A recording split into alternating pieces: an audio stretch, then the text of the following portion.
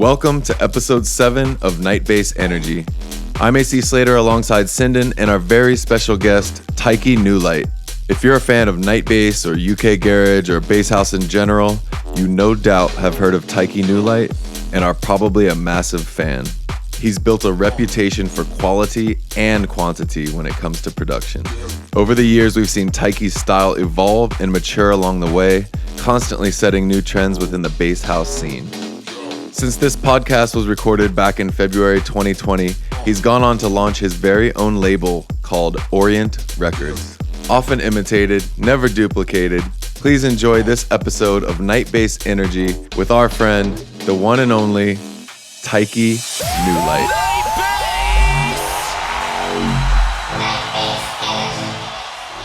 Yeah, I'll take it.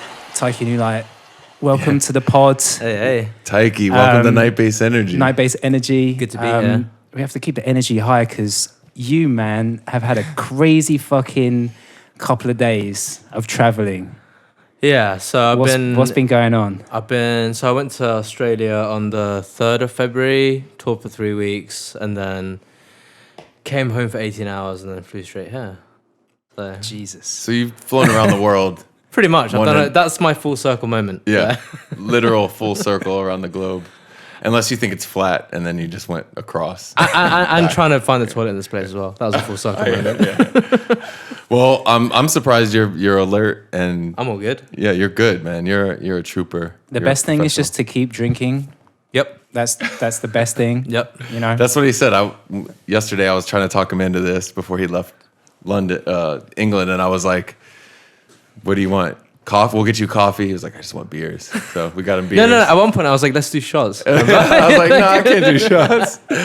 But yeah, man. How was Australia, man? Australia was good. I saw some footage, you smashing up the laundry. Yeah, Laundry's always a fucking sick venue and always a sick gig. I did the day party and the night party, so there's like a terrace bit that I hadn't done before. But yeah, like cool. every show is good. Paul from Poster Child fucking smashed it, so shout Big out. ups to Paul. Yep, shout out Big ups to Paul. But it finished on Electric Circus, which was like one of my favorite venues. Oh, nice. Adelaide. Right? Adelaide. Yeah. Is Jack. okay. Yeah. Is it changed ownership? Nah. No, it's still the same? Because I've done it for the past 5 years, and Okay. it's always been the same guy. I had some good times. It's a wicked Electric venue. Circus, yeah. It's wicked, and all the UV and like all man, like all of it's just. Which fucking room did you insane. play in? The so there's like the terrace upstairs, the middle Mm-hmm. room, and then there's the bottom floor, which is the club. So Yeah. I just normally always at the club. Yeah. Yeah. Sick. Yeah. I'm gonna go out on a limb here and say that I think I know that Chinese Laundry is like one of your favorite clubs in the world. It's definitely got the most energy in terms of the crowd because everyone like they'll like sing back the fucking melodies. It's nuts. It's And, such a like, dope. And place. they know every tune. So when you play something that they haven't heard, it's like double the energy, you know? And that's kind of The Aussies have energy, man. that's the vibe. Yeah, Night and bass energy. you was out there recently as well. Yeah. We did our first night bass tour out there. Me, Lorenzo, and Jack Beats. We didn't get to do laundry, but there were some vibes out there, man. Did you do your laundry? I did some laundry out there. Yeah. Yes, there was some laundry, not the same kind, but yeah. Yeah, it's dope. You know, love Australia. Speaking of laundry, when I first started touring when I was like, so 2014, 2020 now, so 6 years ago. When you came here. Yeah, so when I came here, I used to like, because I was like broke when I was touring back then, so I used to like wash my clothes in the bath and like hang it all up in the hotel and shit. Bro, I've been there. Because like We've all been there. I did one laundry at a hotel and it was like $20 a t-shirt or something ridiculous. I can't bring myself. I'm a cheapskate. You guys know that. I can't bring myself to pay $15 for a fucking t-shirt. Or a sock. It's crazy. Throw it in the Fuck that sink. shit. Throw it in the sink, man. Right in the sink. Freshen up. Was that 2014 when you first really started touring then? Yeah, so 2014 was the year Yeah. that everything started kind of kicking off. And you were Taiki and Nulight back then. Yeah, so it was me, Now you're Taiki Nulight. just me yeah. solo. But it was Rowan from Second City, shout out Rowan. He's doing his thing. How did that start and what happened? Oh, so I knew him back in the day when like before I started DJing, him and his friend Rene used to throw all these like forest raves, which is kind of my introduction into electronic music. They used to just like set up Where would they throw them? just like Forest Show, like Forest the village that I was from. It's just like we had this one yearly rave called Midsummers, and it's just like speakers in in the forest. And you just like anyone who just wanted to play played, and I think it was like the third year that I went, I managed to get a set. And that was like my first, and I had no idea how to DJ. Literally had no idea. So that was like my first introduction. I was like, The baptism of fire. yeah. And I was like, I think at that point, because I really sucked, and I think at that point I was like, fuck, I really want to, know more about this and get more into this. And that was kind of the voyage started, I guess. How did the set go? Terrible. It was because it was just like it wasn't. It was all, none of it was 320s. It was all like shitty rips. So I was like trying to DJ shitty rips and trying to get them to mix together. It was like a horrible nightmare. But yeah, but I'm glad it happened though, because it kind of made me want to go. I want to get better at this. It's the best education. Yeah. Hard love. Yeah, tough love. Trial by fire, as you said. I once played like a shitty rip back in the days, and it was like a radio rip, and it had like Pete Tong. Like, This is BBC Radio 1. No. You got called out for it. I was so like young. I was like literally like my first international gig. I was so naive. I was just like I didn't know what fucking bit rates were. Like 320, like 192. What's a bar? You're like, there's music. I'm playing it. I remember Sweet Shop by Dr. P. Someone from our crew had an MP3 of it, and it was like probably 96K MP3, and I didn't even know, and I was like playing it. It sounded like shit, but the song was so fire. That was like the beginning of that kind of sound anyway, so it was like, you can't not play that. That tune's like a gold mine. You're like, I have this tune. I have it. Yeah. Yeah, so the Forest Raves. So I met him through that, and then I think it was like something super random. Like we were catching a bus back together from somewhere, and it was just about the time when I just got my first the old Dell Inspiron PCs. So I did like a bunch of paper round, saved up a bit of money, bought this PC, and I had the trial version of Fruity Loops. So I was like making beats but not very well, and he'd kind of got wind of that and was like, "Yo, you make beats, let's sit down and make music." And then through that we were just like, "Fuck it, you know what? Let's just make an alias." Just make a duo and make some music. And it was like really bad music, but it's still music nonetheless. So when did you guys start? Like 2000 and like 10? 2010. Okay, cool. 2009 maybe? 10? I was in college. I was the first year at college. So I was like 17 or 16 at Mad. the time. Going to all And you were just teaching yourselves, like both of you kind of just kind of guiding each other along the way, just trial and error. It was a lot of information from the internet. So it was like a lot of YouTube. Even though there wasn't many YouTube tutorials back then, it was like a lot of, I taught myself through that. But it was trial and error. Like you try something, it doesn't work, and you move on, Yeah. And like the other thing was, because I had the trial version of Fruity Loops, I couldn't save, so I had to finish the song in one session and bounce it out. That's So amazing. I think that's kind of amazing, yeah. That's amazing. And you know who else has that same story? Who? Soulja Boy. Soulja Boy. When he made Soulja Boy Tell Him, it was on trial the trial version of Fruit. I saw an interview where he says that. That's not. Dude, that's amazing. That's so sick, man. Fruit Loops is really a catalyst for like a lot of amazing music, especially dubstep. Yeah. Really. I think it's definitely like, it's just user friendly because it's got the sequencer, so it's kind of easy to pick up if you have no idea about music production. I think that was kind of what appealed to me, was just like the whole interface. Yeah, pretty much. Mad. So you was on Fruity, kind of like got your chops, like built your chops on that, and then like what happened after that? It was a couple years of grafting and grinding and making terrible music. And then it wasn't until 2011. So like my first like real moment in music was so Johnny Scratchley, who lived in Forest Show, ran Outlook Festival. So through Rowan, we'd managed to get a booking at Outlook. It's a really small gig, but it so happened that the hotel room next to our hotel room was Benga's. Okay. And so he was chilling on the... Shout out Benny. shout out Benny. Yeah, what up? He was chilling on the balcony, and I was playing one of my dubstep tunes called Dirty Habit, and he clocked it, and he was like, "What the fuck is that?" And I was like, "Yeah, this is one of my tunes that I made." And he was like, "Oh, I'm gonna play it tonight. I'm gonna," because he was playing at the main stage, like, it was like 40,000 people or whatever. That's so he was fucking cool. He was like, "You should come." Imagine like 17 years old. He's like, "Yeah, you should come up to the gig. You know, we'll get you backstage." He dropped this tune, and it was like there might even be like a clip of it on YouTube that I put up, and it was like the most terrible video. You can't see anything, so I'm just like absolutely wilding out, Just gassing.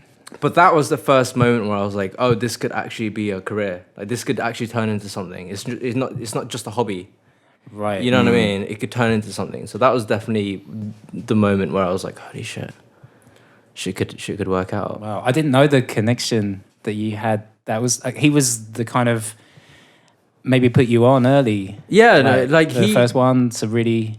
He was the first big name ever, or anyone to kind of recognize.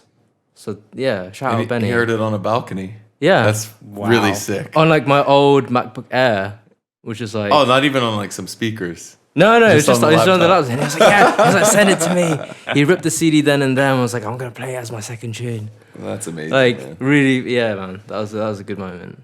When did things like pick up and you found your sound? Because you were making dubstep. Yeah, I was making dubstep for a while. And both of you were making it, or you were making it and then he was DJing with you? Or Yeah, so he was DJing with me. I was doing most of the production. I mean, he'd sit on sessions with me and be like, "Oh, that doesn't work," or he'd kind of give insight on that. But yeah, I was doing most of the production. We got into links with Luke from UKF, and he put up one of our tunes called Rising Up, and that got like 1 million plays over a month. So that was a lot of exposure. But after that, really, I started kind of looking towards people like Red Light, because he was doing more like it was house, but it wasn't house. It was like house at 136. It was like really fast, jungly. Coming from that jungle background, Yeah. drum and bass. So like I was rating that a lot. So that I started to make that, and then gradually slowed down. I think for me anyway, in my opinion, when I was growing up, the tempo slows down. So the older I get, the slower the tempo kind of deal. So what are you working at now? Yeah, where were we at? I'm at like, I don't know, I'm making stuff for like 120, 124. Anywhere from like 120 to 125. I feel like the slower the tempos, the more swing you can get out of some of the grooves sometimes. I think you can just put more detail in between Yeah. everything. So in like 20 years, you're going to be at Like like 1 BPM. Yeah. You're going to be at like 80. you can be chopping and screwing. So, all right. So, UKF put up your tune. You got 1 million views in a month. That was, yeah, so that exposed me enough to kind of be on a platform to put up my own music for people to pay attention to. And then that was round about the time when you came into my life, AC, and then you were like, "Oh, this is dope shit." And then from there, it was How like, did you find out about? I think it was what Taiki AIM. was I think we doing? used to talk on AIM. Do you remember AIM? Yeah. AIM and Skype and all the old. We were still using that. Yeah. In, it was like 2013 or 2012, 2013, yeah. Amazing. Is it Yeah. like- I mean, I think you did some stuff with like Hervé. Oh, with yeah, Josh. so I did, Big up Hervé. Yeah, big up Hervé. Big up Josh. I did an EP or two even. It's hard to say because he's got so many different aliases. So I was He like, does. so He does. I was like working with a few of them, and then I did the Lost EP, which had that and It Ain't Even About the Dough record, which got lots was of huge. That was the record that got a lot of attention over here, and that's the one that Loz also paid attention to. So that was like the flourishing of that sound. That's when I was like, yes, this is my sound. That What was kind of this? What was the breakbeat. sound like? Kind of more broken-y. One, so the It's Not About the Dough was like a broken 808 tune, and then the other one was just like a straight ghost wobble, Yeah. wobbler, pure wobbler. It ain't even about the dough. It's not It was even about the dough. Yeah, it's not even about the dough. It was a banger. I played that in every set for like 3 years. Yeah, and then you did a EP for my label Party Like Us. Yep. Pre-night Keyed bass. up. Which made no sense because everyone was like, "Why has it got an apostrophe on the ed? Like Yeah. keyed up." Like, Yeah, made- why did it? I don't know. I don't know. Maybe that was my mistake. I don't know. But it was we did a collab on there. Yep. That led into Night Bass. Yeah, so Eventually. that whole EP was just like pure experimenting. So it was like that, like I was saying earlier to you, that was like uncharted territory in terms of that sound. It was. I love that EP. That EP holds up. It's more subdued than like stuff people make now. It's heavy, but it's like chill. You know what I mean? Yeah, it's not so in your face. That's kind of the vibe I was going for. Was like I didn't want to go the full screechy, but I also wanted to keep it lo-fi. So it's like trying to find a balance. I don't know. Like I can never make my mind up about what kind of music I want to make, ever. But you have your sound. Do I? Yeah, you have a sound. I mean, your sound evolves quickly, and it's always unique. I don't know. Like that was really unique for back then because everyone was kind of doing like, I guess the early version of bass house. Like Lorenzo was kind of dominating and kind of creating that, and then you came and it was a little bit more of like a garage. Yeah, so that was like it. jacking was big back then, but I was really into fidget. So I grew up on like you and both of you guys and Jack Beats. That was like the Ghetto Bass CD. Yeah. 1 and 2. That was like what I banged in my bedroom by myself all night long and being like, holy shit! Like, how are they making these tunes? Like getting obsessed with sound design. I think that was around the time when I was really obsessed with sound design. Yeah. Yeah, sound design was really dictating like the sound back then. Yeah, it was definitely the foundation. Yeah, for sure.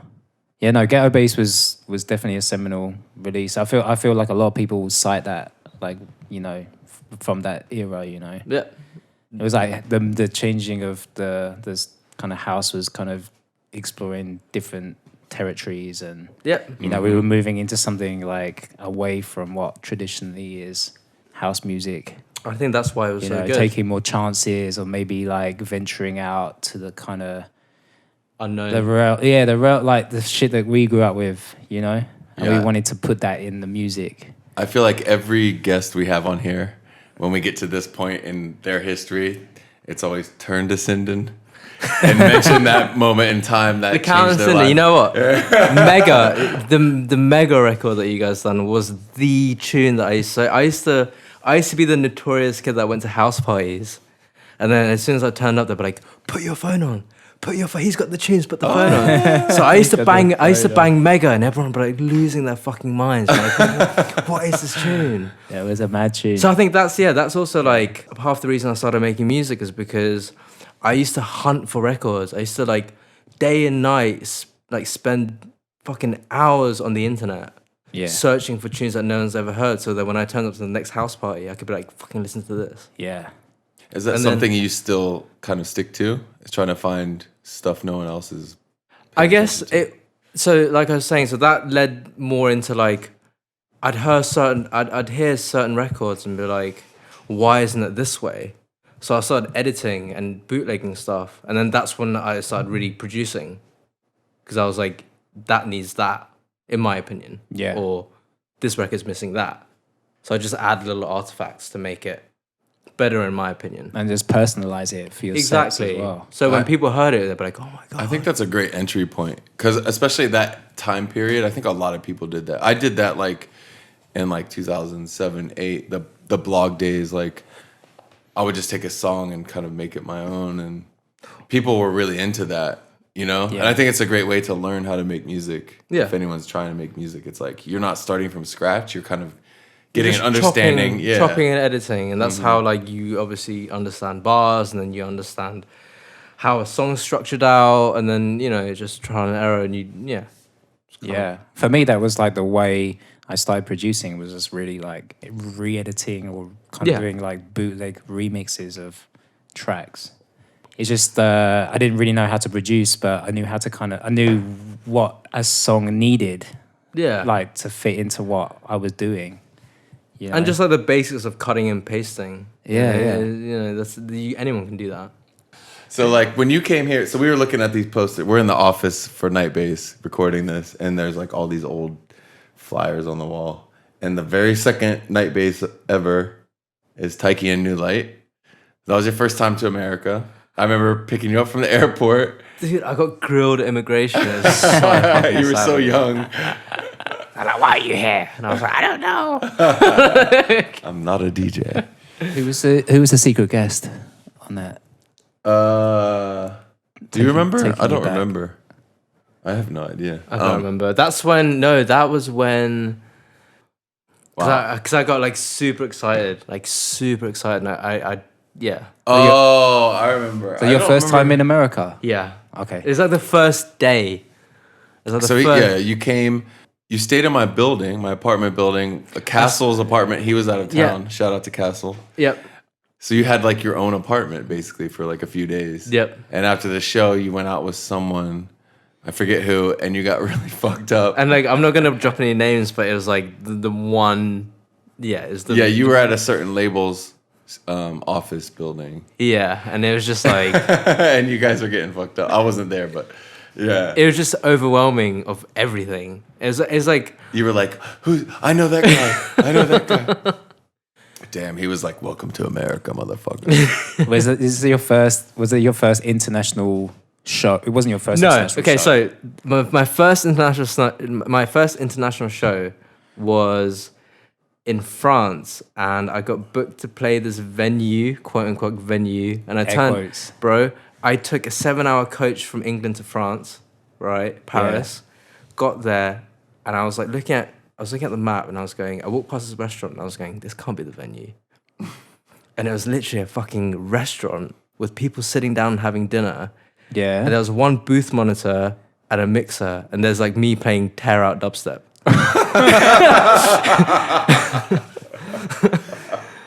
I was like, no, this is so hard. But yeah, that was my first international booking.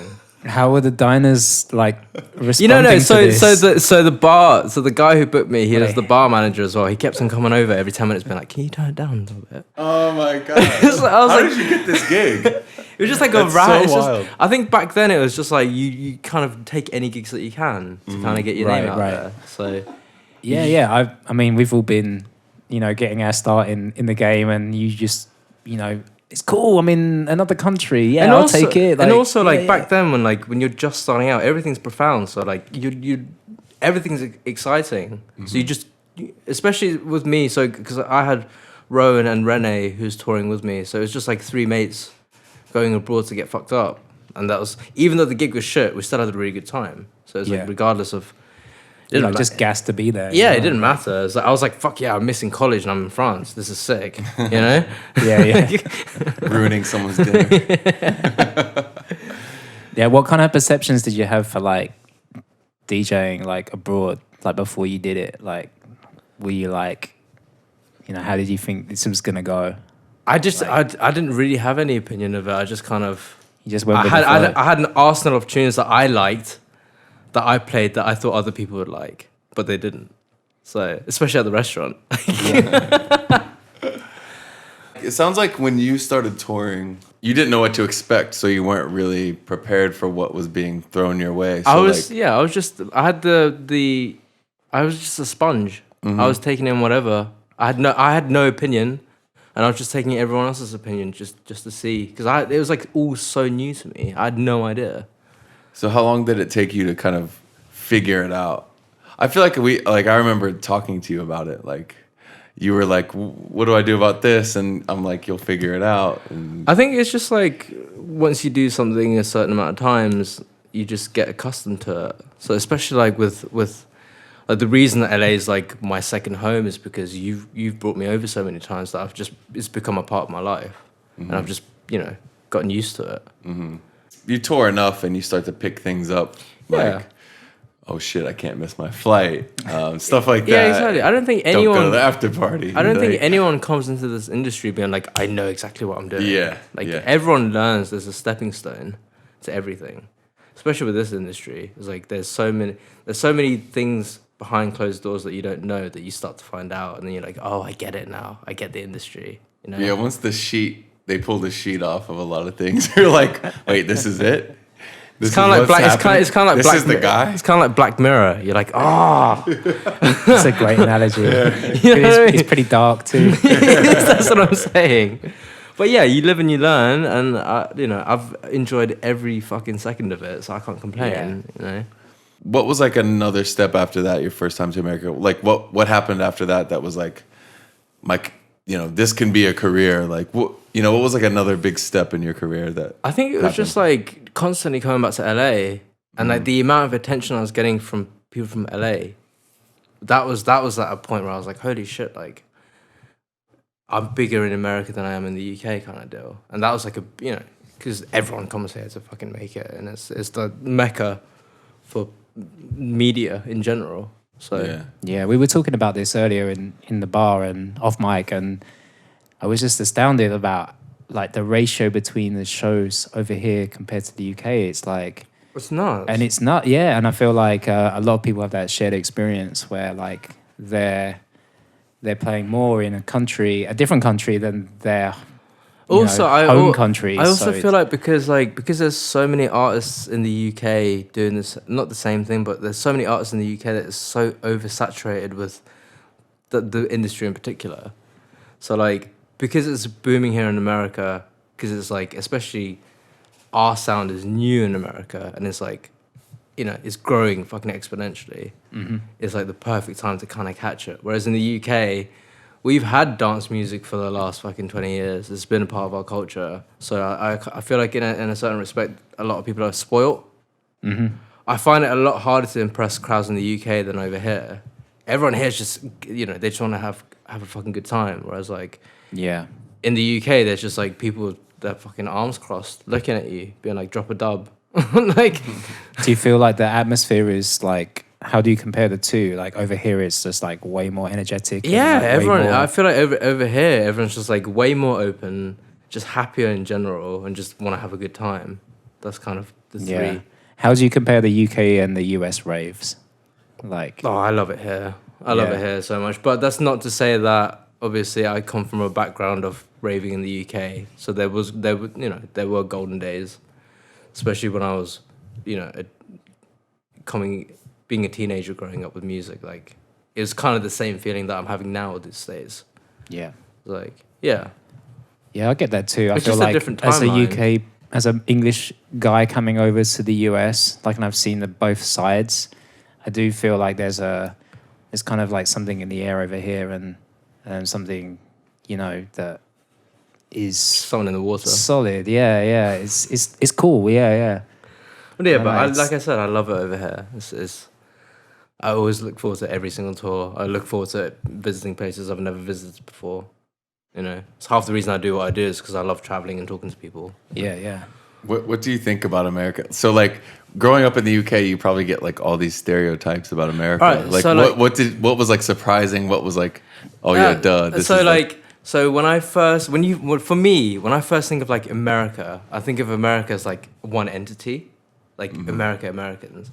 But I think once you start coming here over and over again, you kind of start to see that there's like different states have their. It's just different. There's like so many different. A bunch of countries. Like, yeah, exactly. Like country. every state has its own cuisine and their own outlook on life, and everything's different. Like I feel like over east, everyone's like quite intense, and then over west, everyone's like calm. Yeah. And all in between. Yeah, and it's just interesting to see that there's like so many different nations trying to federate, and that's why there's so many conflictions and even like different accents, different places, exactly, different food. Yeah, it's just like different countries. It's like one big Europe. Is America, but we're all assholes. I remember a friend of mine that he moved to from England when he was young. And we kind of grew up together. My friend Rufus, you've met him. Yeah. Well, big up Rufus. Big up Rufus. He always told me when he was a kid, like it was like the 90s, so it was like Bill and Ted's Excellent Adventure and stuff like that. So he was like, "Oh, we're moving to America. It's gonna be like cowabunga, dude," and all that stuff. And he moved to fucking West Virginia, and it was like hillbillies and stuff. And he's like, "Where am I?" You know what I mean? So yeah, you have this kind of like, I guess like central idea of what the country is based on what but then you go to different cities and it's like completely fucking different. Like everyone's different, and I love that. I think that's amazing.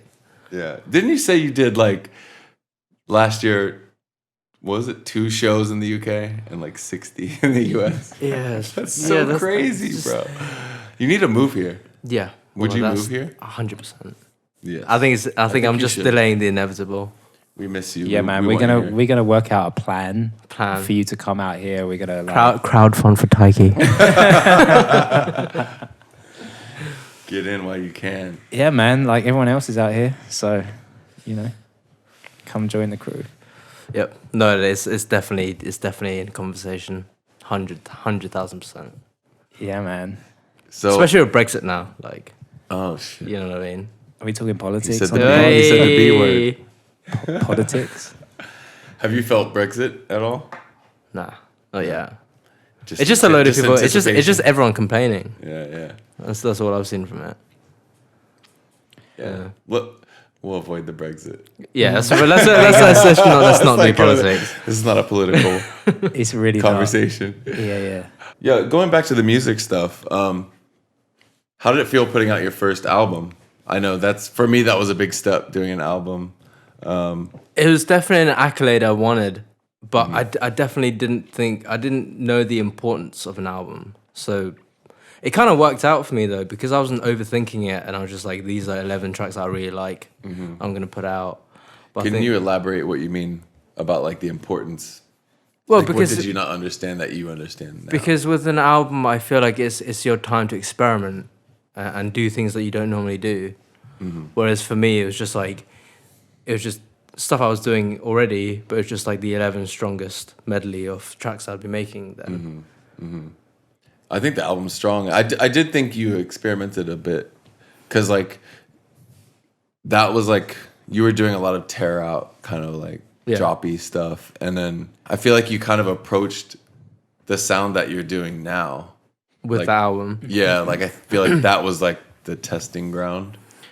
Yeah, Maybe I'm wrong. no, you are right. That was. So it was like a load of tracks I'd been sitting on, and it was just for me the perfect opportunity to introduce those tracks. Like The Business is one of them, is like super techie, and like I'd previous to that I'd never put out anything techie before, so I was like, And that's kind of your thing now. yeah, exactly, like a halfway house in between. Yeah, it's amazing, man. I mean, like your progression, like the way you move through styles, like it's crazy. Like you're always very cutting edge, and then I always notice you put something out, and then people copy it.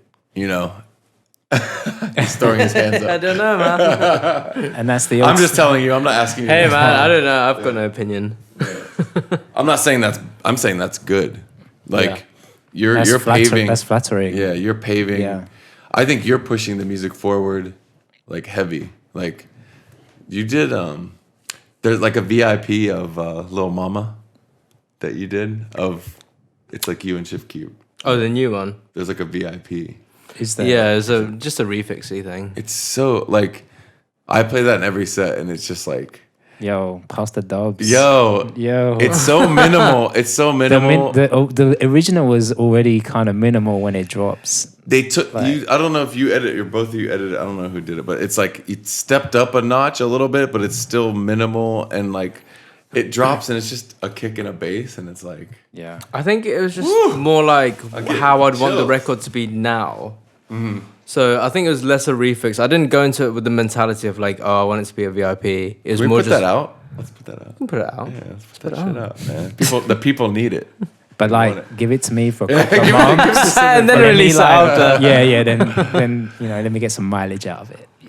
Yeah, man. So I mean, yeah, I think you're always onto something new, and I think you own it, and no one can touch it, really. I mean, sorry, I don't know why I'm complimenting you so much. I'm flattered. You're turning red. Yeah, man. I feel the same way, man. You got some like so many different styles, like the mix you did of just like kind of just shit that you were just sitting on that wasn't. Oh, the like, unreleased mix. Yeah, the unreleased stuff, like Yeah, like that was stuff- just me flexing, really. I like that shit, man. Like the world needs more of that. Like it's the album format is there for you, or that kind of mix format is there for you to kind of flex your different styles. It doesn't always have to be tear out, and you can dictate the pace. You know. I think more just like I like uncharted territory. I like doing things I've never done before. So Different flows. I think man. that was especially with the unreleased mixtapes. It was just a way for me to be like, look, I'm not just a bass producer. Yeah, I can make ABC. Like, I want to be respected as just a producer, not just as a bass producer. Yeah, you know? yeah. Yeah. Just an artist in your own right, and then Yeah, the album exactly. format just gives you that that kind of Yeah.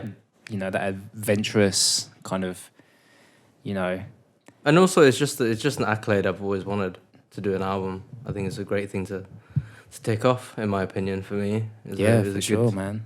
I think sure. that people have had an idea that albums were irrelevant and no one wanted them for a while. Nah, that's bullshit. And now, like, because that seemed to be the mood when I did mine. And that's around the same time you did yours. And I kind of found that people loved it. Like, I think people want albums. I think the talking heads of the industry say they don't. Obviously, streams of songs and all that bullshit is, like, big. But I think as an artist... Just from a creative point. Yeah, as an artist and to please your fan base, I think they love an album. You know what I mean? Especially if you put a lot of work into it. And also, it's stuff. quite unheard of for like an electronic album. Whereas like albums, for me, albums mean like acoustic music. Not acoustic music, but like songs. You know what I mean? So like when a bass artist does an album, I get really interested because it's like, what are they gonna? It's just just a question mark. So I don't know what's gonna be on there or. That album, what it is for an album is definitely changing now. Albums are getting shorter. They're getting like 1-track album. Like seriously, like albums like 30 minutes now. Like, the first album, you said you learned a lot about what you should have done. Can we talk about you're doing a second album? Yeah. You're working on it now. What have you picked up? How are you applying it? Are you thinking about other things now? Like Just big singles for now. Like having I think mainly having singles to kind of draw people into the album. So having hits before and then announcing the album and then having a bunch of shit that no one's heard. Instead of just like releasing stuff that no one's ever heard, which I, in my opinion, I would like from an artist that I'd listen to. If they dropped 12 singles that I'd never heard, that'd be awesome. But I think from a business standpoint, it's better to like have singles that are established to introduce the album and then kind of just build off. Build off that. Yeah, so that's kind of where I stand at the moment. But I'm pulling my hair up. I'm like trying to. Fucking had so many. So that's in progress right now. Yeah. Yeah, it is in progress. It will drop. I promise. This year. I promise. This year. so, like you're kind of experimenting a bit with this one outside the singles thing, because you said you want to do more like show your range or whatever. Yeah, I think more importantly, I've definitely been guilty of not finishing something and just kind of just putting it out. So now I'm really taking care to like just attention to detail. So like making sure every record's completely finished. So I used to because I'd get so bored of making records. So I'd make one.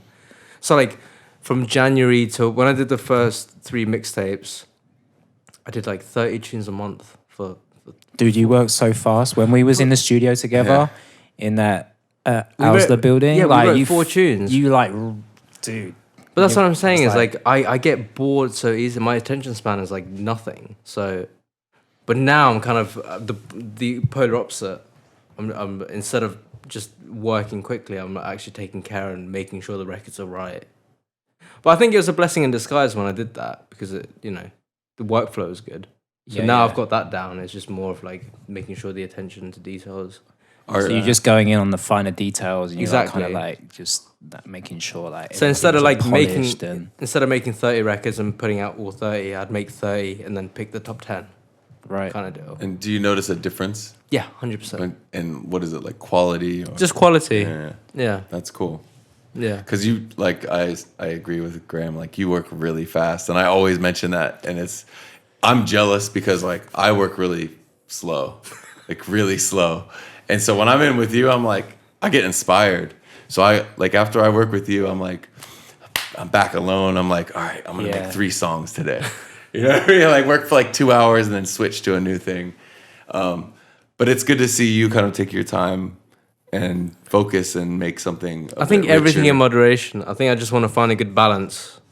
I've done both polar opposites, so I want to find a balance and like have good quality and quantity, not either or. I need to have both.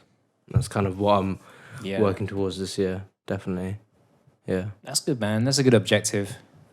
Really, just kind of like hone in on like what you really like get excited about. Yeah, and also like if I'm bad at something, I just focus on that and be good at it instead of I used to neglect it and be like, oh, I'm not good at that, so I'm just gonna ignore it. You know what I mean? So now I'm like actively looking out for what I'm bad at so that I can be better at it. Yo, I like that. And I like that too. I do the same thing. I avoid.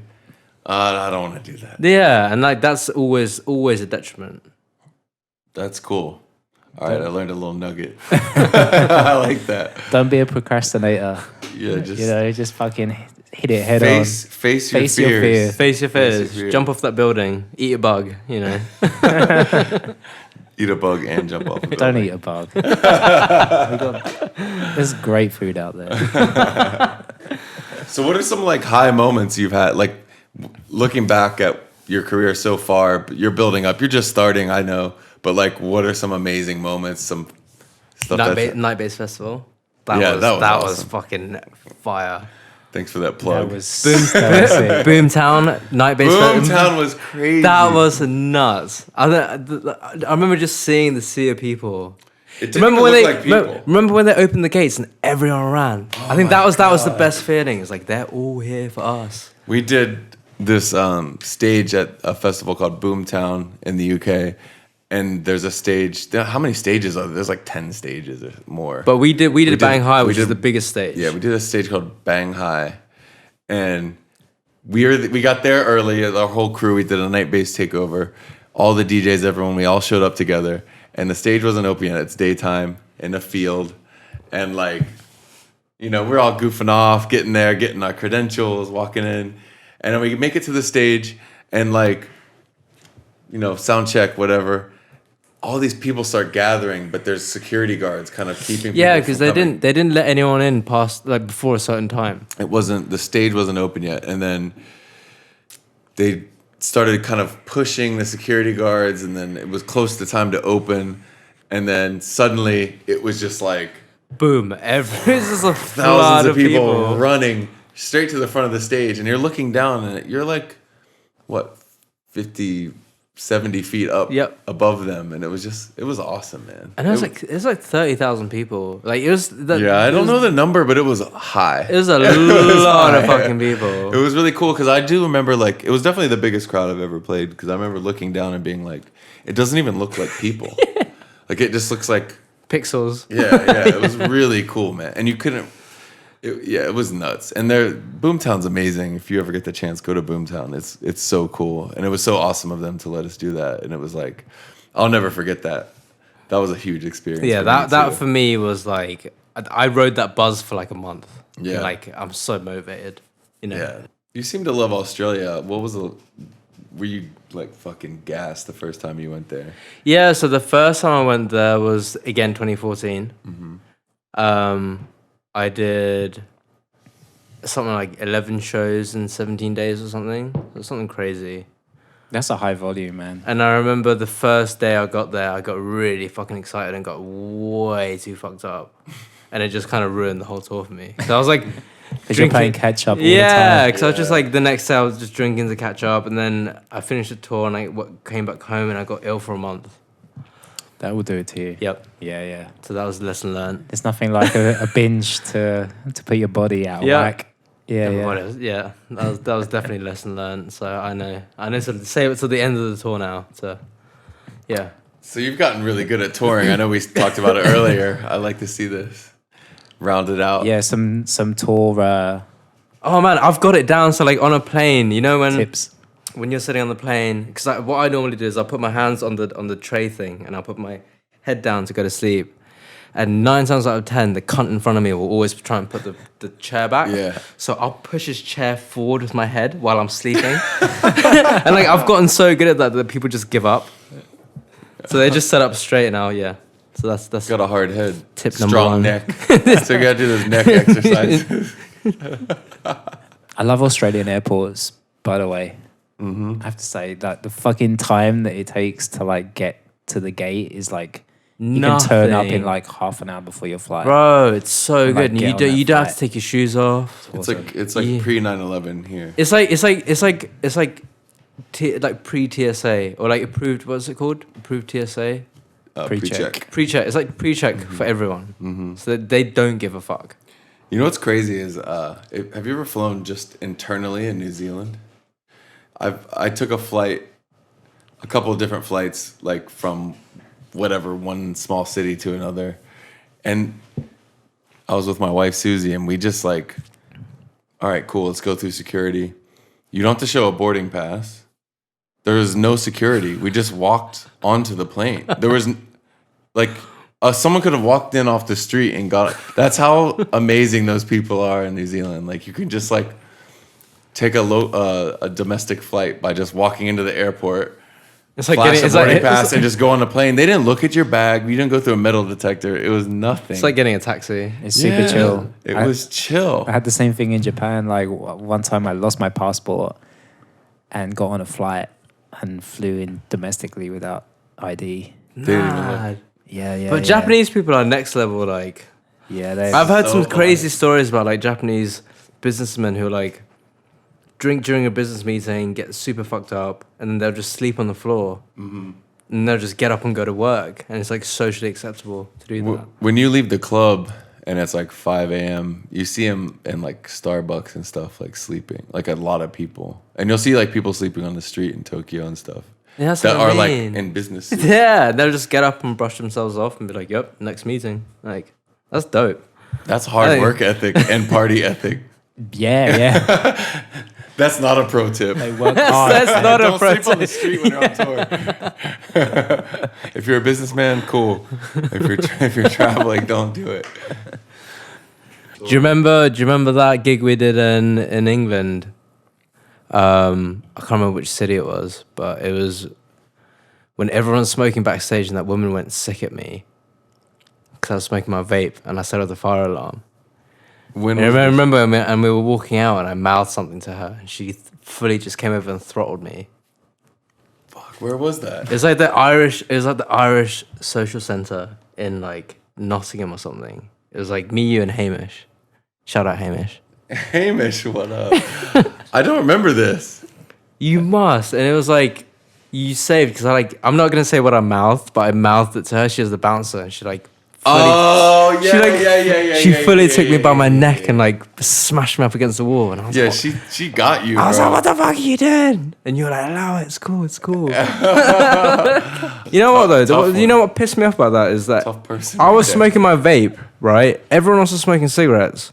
And I'm the only, because she came up to me initially and she was like, if you don't stop smoking that vape, I'm going to throw you out the window. And I was like, what the fuck? You know, You really had it out for the what's vapes. coming back to me now is that you were kind of being a little bit of a smart ass. Was I? Yeah, but she kind of had it out for you also, so you were both kind of going at, you know what I mean? Both not backing down. And then I remember her slamming you up against the wall or whatever.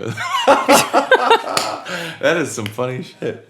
Is this some UK shit? She's just That's racist, very bro. UK. It's very UK. It's very UK. We got to go back there and see what she's up to. Was that at Stealth? No. It was like some Irish social centre. Not very social. Not very Not social. very social. The Irish Antisocial Club. I've got crazy stories of when I was like really young. So the reason I moved to the UK in the first, so when I was living in Mongolia, my mum used to go. Wait, fill us in on that. So yeah, rewind. I moved to England when I was like 6. Right. Before that, my mum she worked for Save the Children, so she used to come over to the UK a bunch on business. And one day I made her write a fake letter to my school as a joke. She was just humouring me to say that I was leaving the school to move to England. She wrote it, we had a laugh, she threw it away. I took the letter back out and ironed the letter so it was straight and I gave it into my teacher. Right? My teacher dismissed me from school and called my mum saying, good luck with your life in England. She went fucking sick and was like, what the fuck? And literally, I shit you not, a week later, we moved to England. Wow. Like a week later. And like, my mom tells me that story, and I'm like, I still can't believe it. But it's like, that fucking happened, and then we moved to the UK. What a proactive little boy. And then there's one other story which is quite insidious. So like, when I was really young, I used to be a bit of a pyromaniac. So I used to light candles and put them in my mom's wardrobe. Oh my God. She'd be like, "What the fuck are you doing?" The new light. The new light. There it is. The new light. Your The house new on light. fire. Twisted fire This stuff. is meant to be. Yeah. That's Mad. a crazy How did you story. iron the letter? Like, I took it out, and I remember what?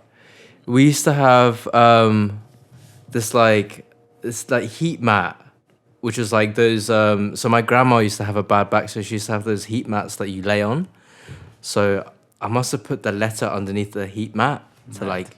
I was 6 years old. Like, Dude, you were a prodigy. Excuse like, the pun. who the fuck does that shit? You know, like, Taiki Nulight. yeah. So it was destined to be. I remember You moved to the UK and then Yeah, well, I moved to the UK. I didn't know a word of English. Mum threw me into a primary school and was just like, figure it out. I figured it out. Yeah, that's pretty much it. Grew up in Bromley. Shout out Bromley. yo, I grew up near Bromley, man. I was born in Farnborough. Oh, really? Yeah. Sick. Yeah. Similar. Yeah, Yeah, Bromley yeah. was a vibe. I mean, it wasn't a vibe back then, but it's a vibe. It's a vibe still. That's incredible, man. I actually didn't know that. I don't think I've ever told that to anyone. That's a cool story. That's a cool story. That's crazy. And then you just, jumped right in, learned English. Do you ever go back to Mongolia? So my dad's still there. I the last time I was there when I was like 15. Mm-hmm. But it's very much like you go there to detox because it's like just landscape. I mean, the city is like any other Asian city, but like the reason you go to Mongolia is to like go to the landscape and enjoy the fucking nature and have no phones and no laptops. Because I did that back in 2015 with my mum. I had 2 weeks with no electronics, and it was fucking nice. So nice. Yeah, right. Is it beautiful? It's beautiful because it's untouched. It's just nomadic dope. families. Yeah. Fucking yeah. It's cool. Dude, we should all go to Mongolia. I know, let's do go a visit your retreat. dad, bro. Go for a I mean, it'd be so big. night-based retreat. Yeah. The DJs need to go to Mongolia. Night-based Mongolia. That's fire. That is New fire. light. That new light. But yeah, it's very much a culture shock. Like, I remember, you know what? That year that I was there in 2015, Diplo and Toki Monster was playing at it's the biggest music festival in Mongolia, and there was like 30 people Yeah. at Diplo, and I was losing my mind, being like, "What the fuck is going on?" When was this? 2015? Okay. Like, That's absolutely crazy. insane. But that's what I mean. That they don't understand that culture. It's so alien to them. It's not something they're accessible to. So like, Yeah, I don't like associate Mongolia with That's what I'm any saying. kind of music Cutting edge music. scene. Yeah. I might be wrong. you No, know? it's not. It's all very traditional. There's no, you know. So that's why I was so surprised when those two got booked and I saw them and I was like, what the fuck are they doing here? Like, of all the places in the world, why are they here? Like, Do you feel a connection to Mongolia? Like, do you know what's going on? And No. Okay. not for a while. You're straight up British. Born and bred. Well, more or less. I'm whitewashed. Yeah. That's- yeah. And soon to be American too. Even whiter washed. We're working on it. I hear that vape there's a going. va- Wow. That Duff. sounds really intense. It's a nice noise. Almost as nice as the beer cracking open. Second best sound. What's planned for the tour, man? Like, you're over here, you're gonna do night bass. Like, Night bass tomorrow. What's next? What's coming up? So for night you? bass, sound tomorrow, San Diego Friday, and then Dinner with me. Just Dinner surviving with you, after and then- like the crazy travels you've had. well, my girl lives in Orlando, so gonna go see her Okay, and then go and do the High 8 tour. Hashtag High 8 tour. So how is that like being a DJ and having a long distance relationship across an ocean? How is that? It's not too bad. Yeah. Like we speak every day. I mean, it was the same with my ex. Like I'd grown up my whole life having long distance, so kind of used to it. Gives me time to work. It is pretty tough It can be tough, yeah. as a DJ, like, you know, you're traveling a lot, especially for like those extended tours overseas. I think You just got to find a way to work it out. I think hotel life. I hate hotels. That's the one. Like I hate being in different hotels all the time. That's one. Aspect. Do you feel like you can't get a good night's sleep in a hotel? No, but it's just I it's, do. I like my bed. It's more just As like much as a hotel is comfortable. I like familiar faces and I like being somewhere familiar. So when I'm somewhere where I don't know anyone, I get a bit anxious. And yeah, I don't like that. Yeah. I can feel you. But the best feeling is coming home. Yeah. It's always the You've been best gone feeling. for a couple weeks. Come home. Sleep in your bed, in the take a shit, all good. The little things. The little things in life. Because Yeah. I mean, it's great, like living the dream, doing your music and traveling. I think People don't know the hard part. I was literally about to say there's like the other side that people don't see because the shit that people only see is the Instagram stuff. Yeah, I was gonna say, is DJing glamorous? This like what For do you an think hour- about that? For an hour every 24 hours, yeah, it's glamorous. It's, you know, and it's, I'm not complaining, but there's a lot of just horrible downtime of like Doing nothing. going to the airport, waiting at the airport, waiting for the delayed flight, waiting on the flight, going to the next hotel. Or like, especially if you're hungover, like emotionally, you just feel fucked and it's Yeah. horrible.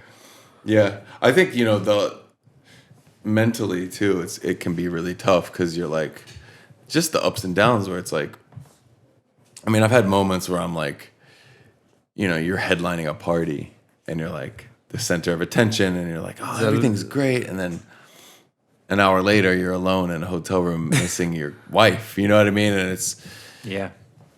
suddenly you're just like some dude. You know what I mean? And then it happens over again, and then you're at the top of the world for an hour, and then down, and then it's just a bizarre way of life, I think. Or that we're even not built or for. even the polar opposite, where like, if you're playing a big party and there's like an expectation from people, and you kind of think, oh, what if I don't meet that? That's the other thing that fucks me up. Yeah, you're always nervous. And, Yeah, people don't think we're nervous, but we're fucking nervous. Do you get nervous before your shows? Every show. Same. Yeah, Same. No matter what size it is. doesn't matter. Sometimes the smallest shows are the most nerve-wracking, right? Yeah, because it's intimate. It's intimate. You're like, you see feel- everybody, you- like you- everyone's there. Well, you feel like a circus act because everyone's just like looking at you, being like, you know? Yeah. And especially if you're not the kind of DJ that gets on the mic and you're not like all like jumping on the I'm fucking very- stage. yeah, I'm and- definitely I know you're not reserved. that kind of DJ. Like You got your moves. I know. Taiki's got moves. Taiki has got moves. I've got this one. He's pumping his And that both fists and then he's doing a gun, fingers. Yeah. That's pretty much it. And you kind of did the head down cigarette thing. Really? You bob around. There's definitely like a vibe. I Siggy- like it. Yeah. Siggy moves. The Siggy moves. Siggy moves. Have you ever stood on a table? Never. I have. I can proudly say I have. I have. Have Oh, you? You I have. have, yeah. I have. It's pretty cool. It's pretty cool, yeah. It's cool. Like I can do it when someone else kind of initiates it. Then I'm like, cool. This But is you fun. can't be the But icebreaker. if I'm just alone at playing my show, I feel like a dickhead. I'm gonna stand on the table. I'm in this kind of gray area between like It's fun though. standing on the table and not. But maybe that would be me tomorrow. Maybe I'll fucking stand on the tables tomorrow. You should. Yeah. You should. We'll make sure it's set up. Okay. There's some room for you to stand. Stable. Make sure Do your it's whole stable. set Mate. standing up. Oh no, that's what I was going to talk about. Do you remember the night-based show when the bottle got thrown? That's another crazy story.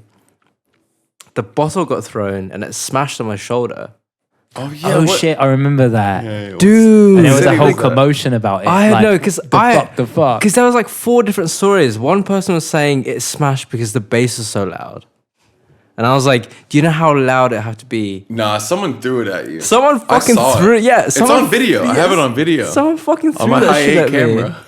I swear. I gotta find that. But like, I didn't even notice until after, because everyone came up to me and been like, "You alright?" And I was like, "What do you mean?" Someone threw a bottle at you. Oh, did they? Like, and then we had to clean it up. It was like a whole thing. yeah, I didn't know about They were going for you.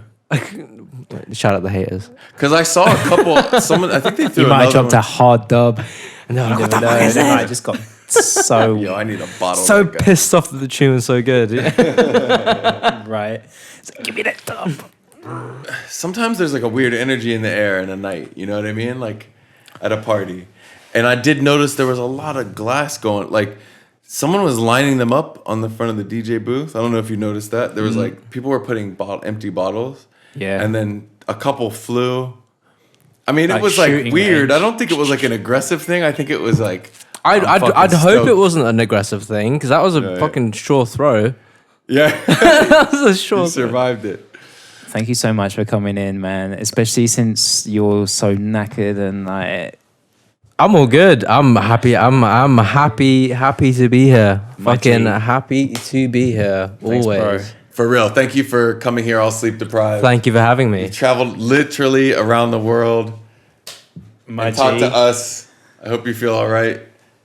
Thank Always. you. Always It's got time Night-Based for you. energy. The NNRG. Have fun on your tour. NRG. All right, everybody. That was episode 7 of Night Base Energy with Taiki Nulight. Thank you, everyone, for listening. As always, I'm AC Slater alongside my brother Sinden each and every time. Make sure you check out nightbase.info for all those past episodes and all things Night Base. Until next time, keep up that good Night Base energy.